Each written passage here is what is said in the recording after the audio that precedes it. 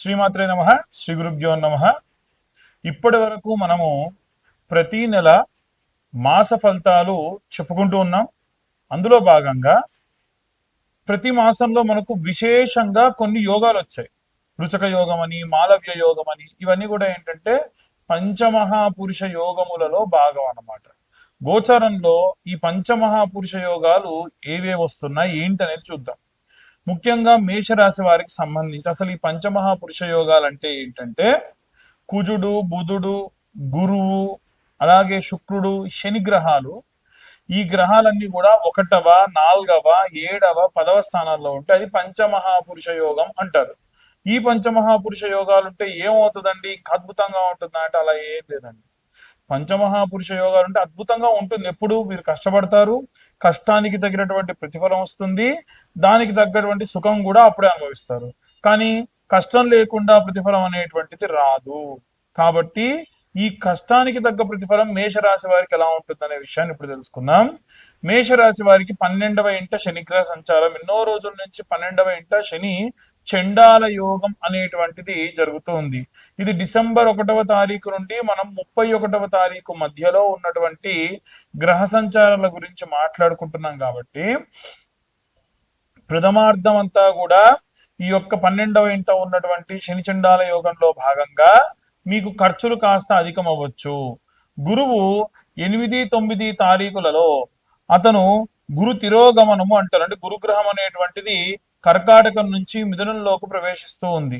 అలాంటి సమయం ఎలా ఉంటుంది అనంటే గురువు 3వ స్థానంలోకి సంచారం చేయడం వలన ప్రాపర్ కమ్యూనికేషన్, మీరు ఏవైతే డెలివరబుల్ గా మాట్లాడగలుగుతున్నారో అవన్నీ కూడా పర్ఫెక్ట్ గా మాట్లాడడము, అవతల వాళ్ళకు అర్థమయ్యేట్టుగా మీరు విషయాన్ని చెప్పడము, మీరు ఏదైనా 2 సంస్థలకు కానీ ఏదైనా 2 వర్గాలకు కానీ మధ్యవర్తిత్వం చేయడము, అలా మంచి మీడియేటర్ గా ఉండి సరైనటువంటి వ్యక్తిని ఎంచుకున్నామని మంచి అప్రిషియేషన్స్ పొందడం కూడా జరుగుతుంది. అలాగే మేషరాశి వారికి సంబంధించి పంచమ స్థానంలో ఉన్నటువంటి కేతుగ్రహ సంచారం విశేషమైనటువంటి ప్రేమించి వివాహం చేసుకోవాలి అనుకునేటువంటి వారికి ఇబ్బంది కలిగిస్తుంది. అలాగే సప్తమ స్థానంలో ఉన్నటువంటి శుక్రుడు స్వక్షేత్రంలో 8వ, 9వ తారీఖుల వరకు ఉంటున్నాడు. కాబట్టి ఈ శుక్రుడు ఈ యొక్క తులలో ఉన్నన్ని రోజులు మాలవ్య యోగం అంటారు. కాబట్టి ఎవరైనా సరే వివాహం చేసుకోవాలి, సంతాన సంబంధితమైనటువంటి విషయాల్లో ఏమైనా ట్రీట్మెంట్లు తీసుకుంటున్నా కలిసి వచ్చేటువంటి కాలం. 9వ తారీఖు తర్వాతకి ఆల్మోస్ట్ 7, 8, 9 తారీఖులలో కాస్త జాగ్రత్తగా ఉండండి. 4 గ్రహాలు కూడా వృశ్చికంలోనే సంచరిస్తూ ఈ 8వ తారీఖు తర్వాతకి కుజుడు తన యొక్క స్వంత ఇంటి నుంచి వృశ్చికం నుంచి బయటికి ప్రయాణం కొనసాగిస్తూ ఉన్నాడు.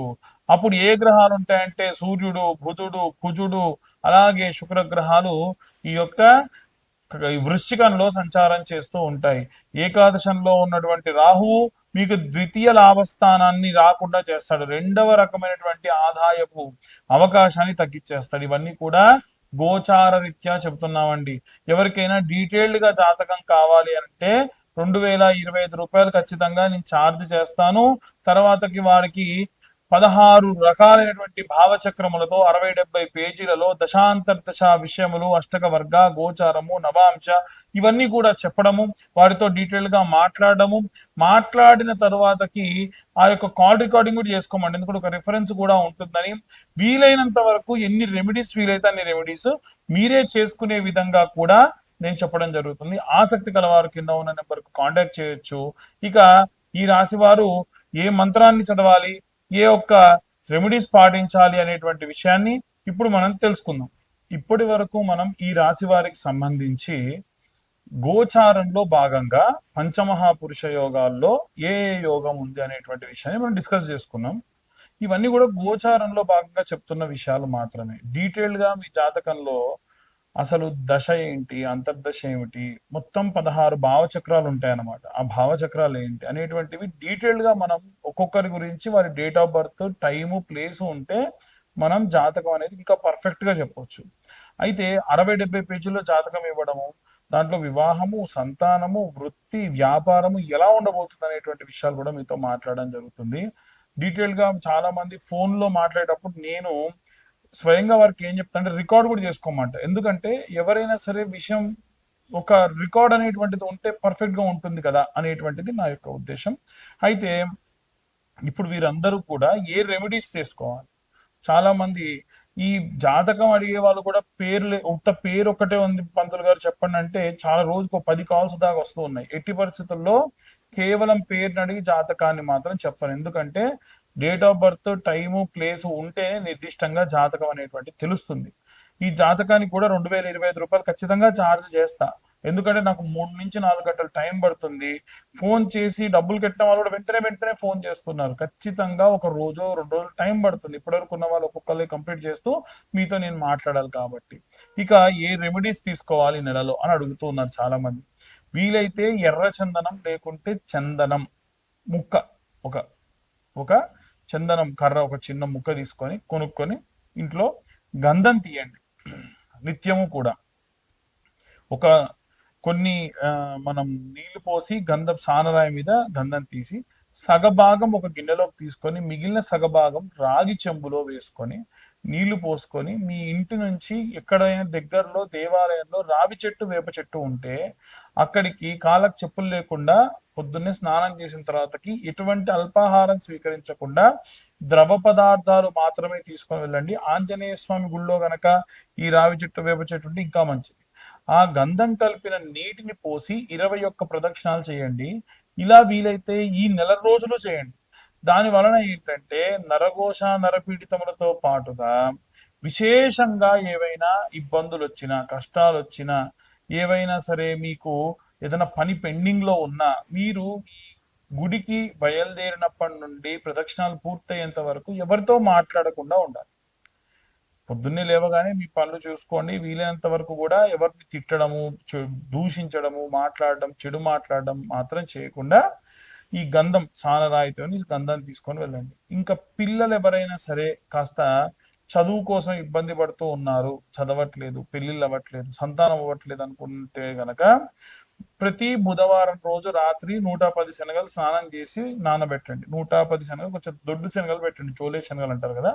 మరుసటి రోజు ఉదయాన్నే ఈ యొక్క శనగల్ని సూది దారంతో గుచ్చండి. స్నానం చేసిన తర్వాతకి ఉదయం 7:32 లోపు నవగ్రహాల గుడికి వెళ్ళి ఆ గుళ్ళో ఎడమ వైపు ఉన్నటువంటి మధ్యలో ఉన్నటువంటి బృహస్పతి గ్రహం మెడలో వేసేసేయండి. దాని వలన విశేషంగా పిల్లలకు సంబంధించినటువంటి జాతక సంబంధిత దోషములుంటే పోతాయి. ఇదొకటి. ఇక మేధా దక్షిణామూర్తి స్తోత్రం అని ఉంటుంది, లేదా దక్షిణామూర్తి స్తోత్రం ఉంటుంది. ఈ దక్షిణామూర్తి స్తోత్రాన్ని నిత్యము పొద్దున సాయంత్రం పిల్లలు వినేటట్టుగా చూడండి. వీలైతే మీరు కూడా చదవండి పిల్లల కోసం.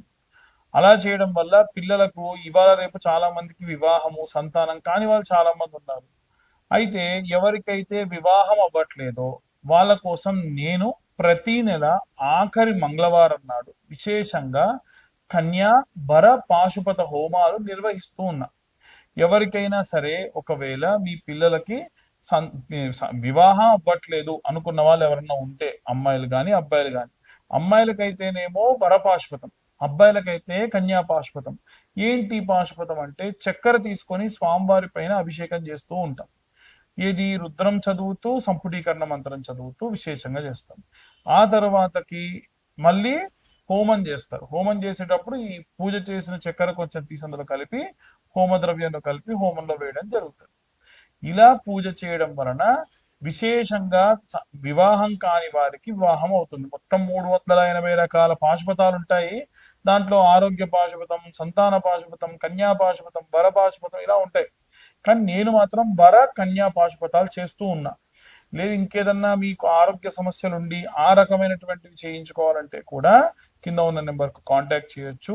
జాతక సంబంధిత అలాగే ఈ యొక్క వ్యవహార సంబంధిత విషయాలు ఇవే కాకుండా అమావాస్య, ప్రతి అమావాస్యకి కూడా వాంఛిత కామ్య సిద్ధ్యర్థం ఏవైనా మీ కోరికలు ఉంటే కోరికలు తీరడానికి పేపర్ మీద 21 మార్లు మీ కోరికను రాసి హోమం జరిగే స్థలానికి వస్తే, హోమం అంతా జరిగేటప్పుడు ఎవరు కూర్చోరు, ఎంతమంది వచ్చినా మీ గోత్రనామాలు చదివి గణపతి హోమం, నవగ్రహ హోమం ఇలా చేస్తాం.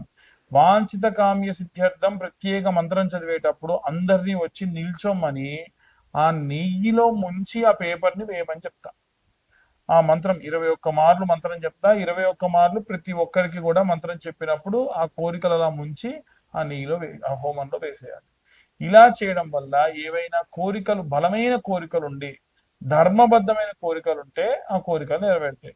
ఇవి మాకు చెప్పాల్సిన అవసరం లేదు, మీరే రాసి తెచ్చేసుకోవచ్చు. లేదు, ఒకవేళ మేము ఎక్కడో ఉన్నామంటే మా కోసం మీరు హోమం చేయండి అంటే వీడియో కాల్ లైవ్ లో పెట్టి మంత్రం చదివేటప్పుడు చెప్తాను. అప్పుడు 21 మార్లు మీ కోరికను ప్రింట్ చేస్తాను, నేను చూడను, అది ఏంటో కూడా చూడండి, డైరెక్ట్ ప్రింట్ కొట్టించేసి ఆ ప్రింట్ను అలాగే నేనే నెయ్యిలో ముంచి వేస్తాను. అప్పుడు మీకు వీడియో కాల్లో కూడా చేయడం జరుగుతుంది. ఇలా ఎవరికైనా ఉంటే కూడా ప్రతి అమావాస్య రోజు కూడా చేయడం జరుగుతుంది. ఆసక్తి కల వారు కాంటాక్ట్ చేయొచ్చు. సర్వే జన సుఖినో భవంతు. స్వస్తి.